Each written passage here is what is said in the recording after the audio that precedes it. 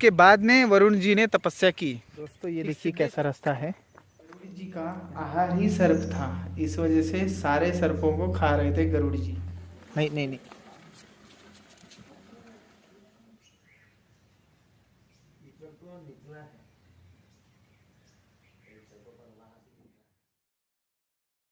नर्मदे हर दोस्तों, हर हर महादेव। हम अरण्येश्वर महादेव से आगे की तरफ जा रहे हैं।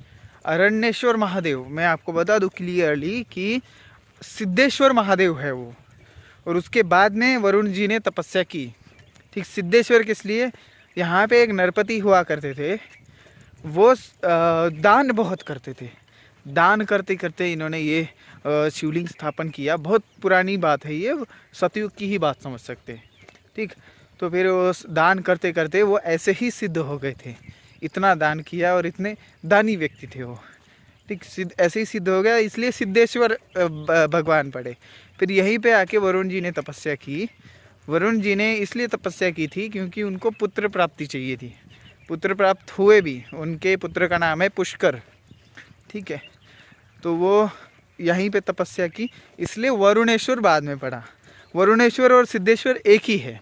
ठीक, अभी अरण्येश्वर बोलते हैं इनको, क्योंकि यहाँ पे अरणी का ये जंगल था, इसलिए अरण्येश्वर हो गया नाम, गांव वालों ने रख दिया।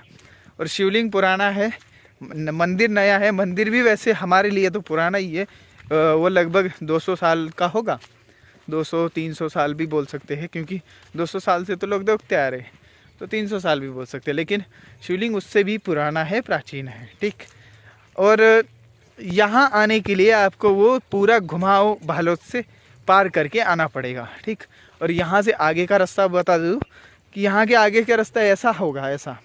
ठीक है, लेकिन वो गूगल मैप पे देखते आना पड़ेगा और लोगों से पूछते पूछते आना पड़ेगा, नहीं तो खेत खेत घूमते ही रह जाओगे। अब मैं क्या, दोनों का सहारा लिया, इसलिए इजीली रास्ता मिलता गया मैं आगे, एक भी रास्ता हम भूले नहीं। ठीक है, तो ऐसा है। यहाँ से निकलेंगे हम परकड़ निकलेंगे, फिर वहाँ से अविधा। अगर आप किनारे किनारे वैसे हो लोगे ना, तो एक नदी है, परकड़ नदी है वो शायद। ठीक है, तो उसका संगम है, उधर पानी भरा होता है, इस वजह से आप वहाँ से किनारे से नहीं जा सकते, वो नदी घूम के ही जाना पड़ता है। तो आगे परखड़ से पुल है या फिर रास्ता है उधर से, उस नदी के ऊपर से, तो फिर परखड़ की तरफ जाना पड़ेगा, गांव की तरफ। उसके बाद अविधा, फिर लाडवा वड़, फिर ऐसे करते करते झगड़िया मड़ी गुमानदेव। ठीक है, तो ये है सारी चीज़ें। हम ये नया रास्ता इस बार हम पूरा किया है, और नए तीर्थ हम दर्शन करके आगे निकले, इसलिए ये परिक्रमा अच्छी, अभी तक तो अच्छी साबित हुई। क्योंकि जो हम पहली परिक्रमा किए थे वो सब तो हमने दर्शन कर ही लिए थे, हमें इस परिक्रमा में जो रहे थे तीर्थ स्थान वो कवर करने हैं, और कवर क्या, दर्शन करते करते जाना है। और इसीलिए हमने परिक्रमा ये पूरी की है, परिक्रमा हमने चालू की है, सॉरी। ठीक है, और जो चीज़ें हैं आपको भी दिखानी है, और ऐसी जगह पे जाना है जहाँ की लोग इजीली नहीं पहुँच पा रहे, और परिक्रमावासी के लिए नया रूट भी बने और सुंदर रूट भी बने। इसका हम बहुत सारा नोट करने वाले हैं कि क्या क्या चीज़ें हमें करनी है सेवा के लिए या फिर कुछ भी चीज़ों के लिए। ठीक है, चलिए आगे की तरफ बढ़ते हैं, परखड़ की तरफ। पहले कुछ छोटा रास्ता आएगा और इसके बाद ऐसे ऐसे रास्ते आएंगे, मोड़ है बहुत सारे, और इधर एक तालाब है। देखिए ये तालाब आया तो आप समझ लेना आप सही रास्ते पे हैं। ठीक है, लगभग 1 घंटा चलने के बाद तालाब। ठीक, उसके बाद आपको किस साइड मुड़ना है मैं बताता हूँ, रुकिए। तालाब से लेफ्ट साइड को जाना है। दोस्तों ये देखिए कैसा रास्ता है, यहाँ पे ज़्यादा आते जाते नहीं है लोग, और जो भी आते जाते हैं वो कम ही आते जाते, क्योंकि ये सब सूख चुका है, सुबह शाम आते जाते होंगे सिर्फ। और यहाँ कीचड़ बहुत खतरनाक तरीके से, देखिए ऐसा है, ये थोड़ा सा भी लगा पैर भरा। तो देखिए कितना सुंदर रास्ता है, और यहाँ पे देखिए बेर कितने सारे पड़े हुए इधर है भी, ये मीठे बेर, ये बड़े बड़े बेर है, बहुत अच्छे लगते हैं ये। कुछ लेके चलते हैं और कुछ खा के चलते हैं। दोस्तों नर्मदे हर देखिए, ये भालौद का रास्ता है, भालौद से सीधा जाने वाला आगे की तरफ, ये अविदा की तरफ जाने वाला रास्ता। इस रास्ते तक आने भालोद से यहाँ आधे घंटे लगते हैं हमको पराकर, ठीक है। तो लेकिन हम वो रास्ता घूम के गए, इसलिए हमको एक दिन पूरा एक्स्ट्रा लग गया है, ठीक।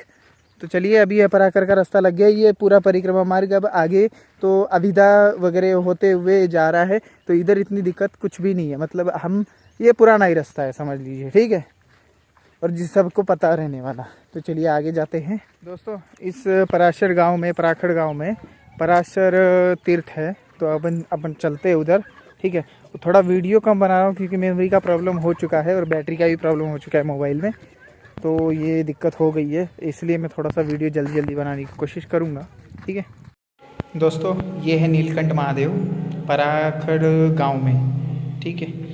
पराशरेश्वर ये तीर्थ हो सकता है, नहीं हो सकता, इसमें थोड़ा डाउट है। यहाँ पे आए हैं, परकड़ के आगे नदी क्रॉस करके देखिए चंद्रेश्वर महादेव है, प्राचीन मंदिर। यहाँ पे आप इनके दर्शन करिए, और मैं थोड़े से शब्दों में थोड़ी सी वीडियो बना रहा हूँ क्योंकि स्पेस का प्रॉब्लम हो गया है और मोबाइल का भी प्रॉब्लम हो चुका है, आपको पहले ही बताया था।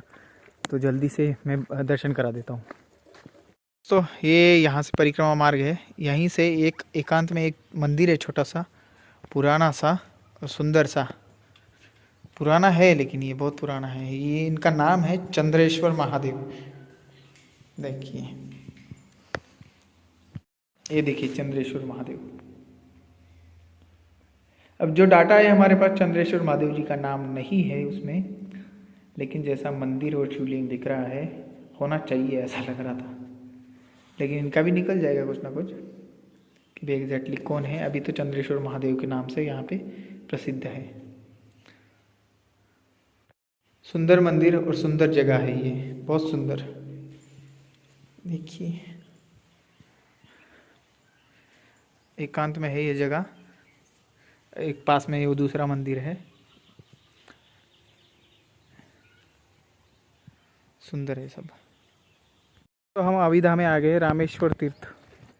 दोस्तों हम लाड़वावड़ जा रहे हैं, देखिए, और उससे वहाँ से आगे जगदीश मढ़ी, ठीक है। अब यहाँ पे रामेश्वर तीर्थ था अविधा में, उसकी नहीं बना पाए वीडियो क्योंकि बहुत दिक्कत थी फ़ोन में, इस वजह से दिक्कत हो गई। फिर वो एंड टाइम पे मेमोरी फुल बता देता है, फिर बाद में थोड़ी सी खाली हो जाती है, थोड़ी सी बना रहा, वो भी बार बार ट्राई करना पड़ता है, तब जाके हो रहा है। लेकिन आगे तो बढ़ना पड़ेगा। फिर अब लाड़वावड़ जाके बनी तो बनाएंगे। वहाँ पे भी तीर्थ है एक दो, कुसुमेश्वर महादेव है वहाँ पे, ठीक। उसके बाद जगदीश मढ़ी चलेंगे अपन, ठीक। चलिए, नर्मदे हर। तो हम यहाँ पे लाड़वावड़ आ गए हैं। लाड़वावड़ कुसुमेश्वर तीर्थ बोल के प्रसिद्ध है, कुसुमेश्वर तीर्थ लाड़वावड़। चलिए कुसुमेश्वर जी के दर्शन कराते हैं दोस्तों। ये है लाड़वावड़ और यहाँ पे कुसुमेश्वर महादेव तीर्थ है, और ये यहाँ पे जगन्नाथ मंदिर है, लेकिन जगन्नाथ जी को अभी सुला दिया गया है तो अभी जा नहीं सकते, ठीक है। तो चलिए, लेकिन कुसुमेश्वर जी को आपको दर्शन कराते हैं। देखिए कुसुमेश्वर जी,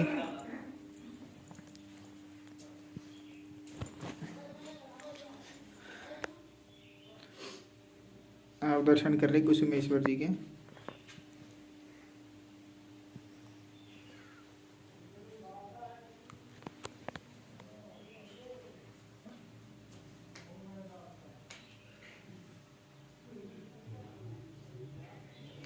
चलिए बाहर चलते हैं और कुसुमेश्वर जी कैसे आए ये बताते हैं।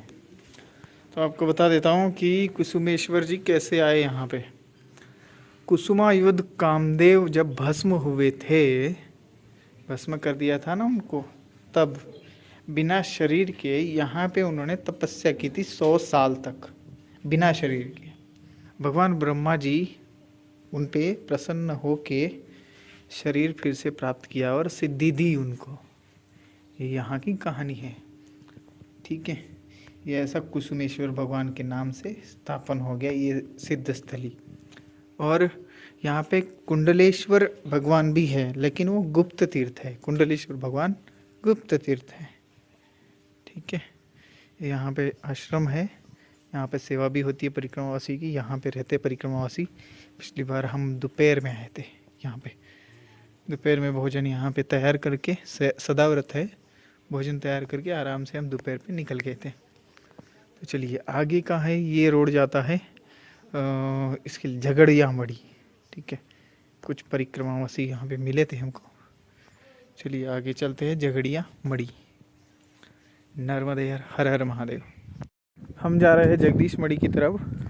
जगदीश मड़ी यहीं पे स्टे होगा अब हमारा आज। जगदीश मड़ी जहाँ पे अखंड रामधुन होती है बहुत सालों से। कितने सालों से होती है वो वहीं जाके पता लगेगा, अभी मैं भूल गया। हर दोस्तों हर हर महादेव। देखिए मैया जी का स्वरूप, आप दर्शन कर लीजिए मैया जी के, ठीक है। और हम हैं गुजरात, जगदीश मड़ी। झगड़िया बोलते हैं, झगड़िया। और जगदीश मड़ी क्यों बोलते हैं, क्योंकि इस आश्रम का जो संचालक है, महंत जी है, उनका नाम जगदीश जी है, जगदीश महाराज है, ठीक है। जगदीश मड़ी है ये, मड़ी भी बोलते हैं इनको। मड़ी में जाना बोलेंगे तो फिर यहीं पे पहुंचाएंगे आपको, ठीक है। ये आसपास में बहुत सारे लोग इनसे जुड़े हुए हैं। क्यों जुड़े हुए हैं और बहुत नाम है मड़ी का, वो क्यों है चलिए आपको बताते हैं। कि दोस्तों ये सुंदर सी मड़ी जिसको बोलते हैं, ठीक है। और यहाँ पे अखंड रामधुन चलती है, अखंड 24 घंटे मतलब। और वो 24 घंटे रामधुन इस राम मंदिर में चलती है। राम मंदिर और नर्मदा जी का मंदिर, ठीक है, इस मंदिर में चलते हैं। और यहाँ का ये पीपल का वृक्ष भी बहुत प्राचीन है। ये रहा मड़ी मंदिर, जगदीश मड़ी इसको बोलते हैं, ठीक है। बहुत सुंदर है ये जगह।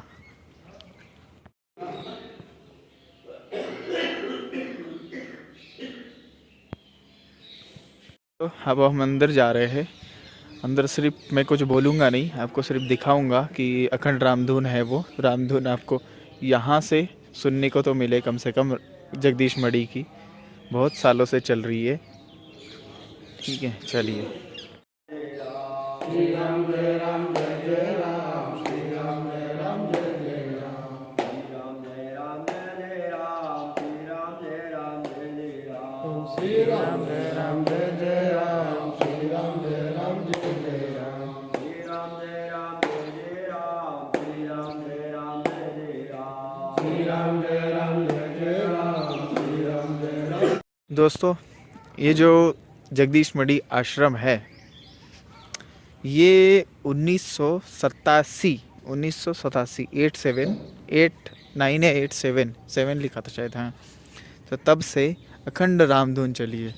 लेकिन मैटर करता है बहुत पुराना है, अब चालू तो कर दो, लेकिन अखंड रामधुन उनको मेंटेन करना बहुत मुश्किल है। और यहाँ से देखिए कितनी सुंदर मैया है। यहाँ से थोड़ी सी मुड़ी है, यहाँ से इधर से आई है, इधर से आके इधर मुड़ गई है। यहाँ से थोड़ा मैला सा जल है मैया का, क्योंकि समुद्र जी का भी थोड़ा सा आ जाता है ना इधर को तब। और मिट्टी का एरिया ज़्यादा है ना इधर, तब जाके ऐसा हो जाता है। लेकिन अच्छा है, सब सुंदर एकदम।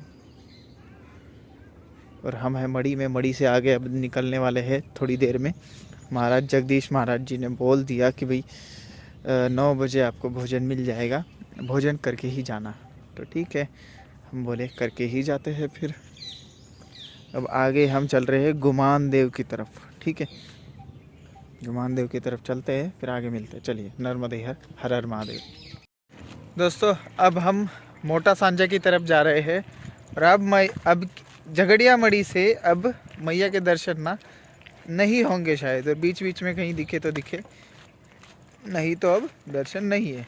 फिर उत्तर तट पे जाके ही दर्शन है, ठीक है। तो चलते हैं, विमलेश्वर की तरफ जा रहे हैं वैसे अभी, मोटा सांझा, फिर गुमान देव, ऐसा करते करते अंकलेश्वर पहुंचेंगे, ठीक।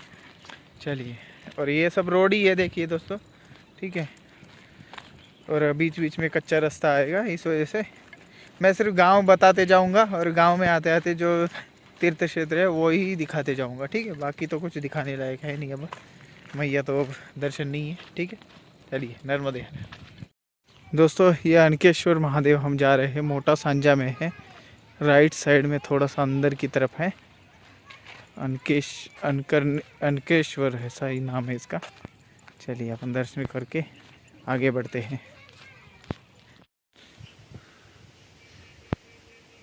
दोस्तों ये है अनरकेश्वर, बहुत बड़ा मंदिर है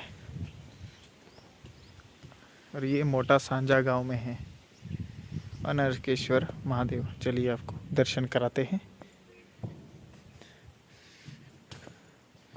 और जितना भव्य मंदिर है ये, उतना ही भव्य इसका शिवलिंग भी है। देखिए पिछली बार हमें बाहर से ही दर्शन करके जाना पड़ा था, लेकिन बाहर से भी दर्शन हो रहा था। देखिए भव्य शिवलिंग सुंदर है। अनरकेश्वर अनरकेश्वर है। मैं बहुत देर से बैठा था इधर, अब मैं सोचा आपका भी दर्शन करा दूँ। अब है ना सुंदर।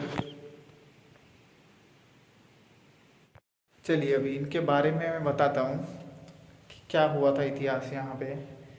ये है यमराज जी के द्वारा स्थापित किया हुआ शिवलिंग, ठीक है। अनरकेश्वर मतलब यमराज जी परेशान हो चुके थे यहाँ पे कि भाई मैं नरक में भेजता हूँ लोगों को, लोग मुझे ही गालियाँ देंगे। तो इस वजह से वो ऐसा दुष्कर्म करके, दुष्कर्म लग रहा था, ये अच्छा नहीं लग रहा था उनको। तो वो सोचे कि इससे मैं अब ये भागना चाहता हूँ, ये मैं जॉब छोड़ना चाहता हूँ। तो वो नर्मदा जी के किनारे आए और यहाँ पे बहुत सालों तक तपस्या की, वो छोड़ छाड़ के, ठीक। फिर उन्होंने वो जो गण थे उनके, जो भक्त थे, पितृ वगैरह थे, उनको वो सेवा सौंप के ये इधर आ गए थे यमराज जी। तो फिर उन्होंने यहाँ पे आके तपस्या की। शिव जी प्रसन्न हुए। शिव जी को उन्होंने अपनी व्यथा बताई कि भाई ऐसा ऐसा है, मैं ये, मुझे जॉब नहीं चाहिए, मैं नरक नहीं भेज सकता अब किसी को। तो शिव जी ने समझाया कि तुम अपने मर्जी से नहीं कर रहे और उसका पाप तुम्हें लगेगा ही नहीं, क्योंकि जो तुम कर रहे हो वो उनके पापों का फल है, ना कि तुम्हें कुछ होगा उससे, ठीक है। तो ये कंटिन्यू रहेगा।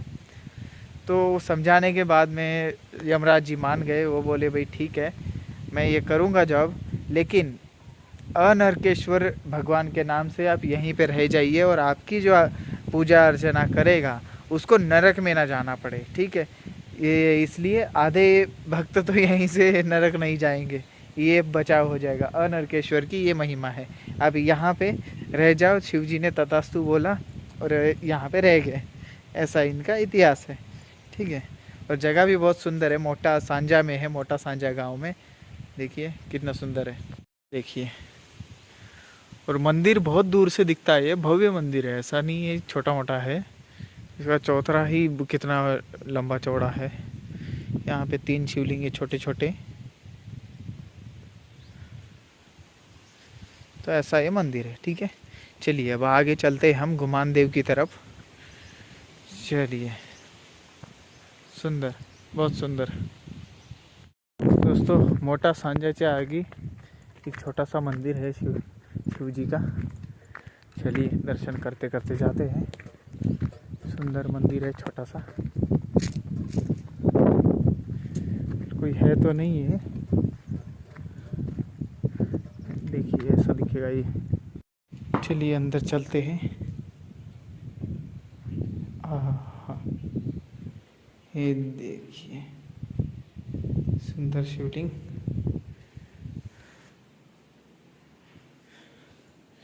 प्राचीन शिवलिंग है दोस्तों।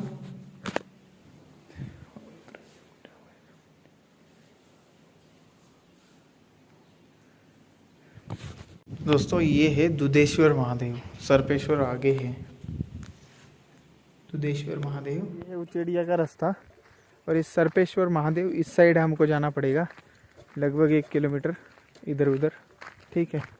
अभी हम सर्पेश्वर महादेव तीर्थ, पिछली बार हमारे सर्पेश्वर के दर्शन हुए नहीं थे, इस वजह से हम अंदर जाएंगे और बाहर आएंगे। आगे जाके हमें याद आया था इस साइड है, देखिए तीर्थ क्षेत्र है। चलिए सर्पेश्वर महादेव के लिए अंदर इधर। दोस्तों ये है सर्पेश्वर महादेव। चलिए ये देखिए, ये है सर्पेश्वर महादेव।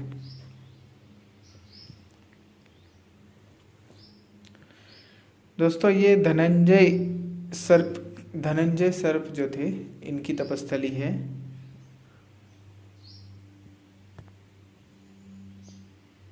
दोस्तों यहाँ पे हुआ ऐसा था कि गरुड़ जी का आहार ही सर्प था, इस वजह से सारे सर्पों को खा रहे थे गरुड़ जी। फिर बाद में क्या हुआ, इस डर से कि हम भी खा जाएंगे सब, बहुत सारे सर्प, नाग और सभी नाग जाति के सर्प, ये सब लोग इधर आए। इन्होंने यहाँ पे तपस्या की।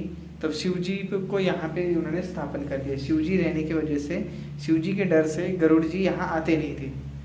तब यहाँ पे ये शिव जी यहाँ पे धनंजय नाग ने स्थापन करके चले गए थे। तो इस वजह से वह भय मुक्त हो गए थे।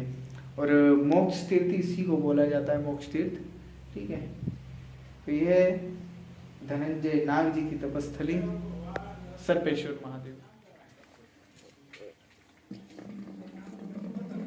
नहीं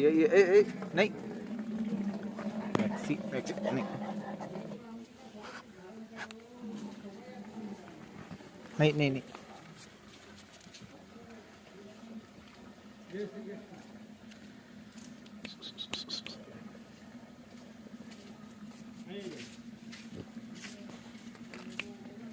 देखिए सुंदर सा मंदिर, यहाँ पे आज हम रुक गए थे। यहाँ पे माता जी है और बाबा जी भी है। उन्होंने बोला अभी रुक जाओ, तो रुक गए हम। इधर से आए थे हम। और यहाँ पे 2 डॉगी है। बड़े वाले का नाम मैक्सी है, छोटे वाले का डॉली। और एक तीसरा है, लेकिन वो अभी आया नहीं, पता नहीं कहाँ भाग गया वो। तो यहाँ पे मोर है, देखिए सामने दिख रहे हैं। ओके।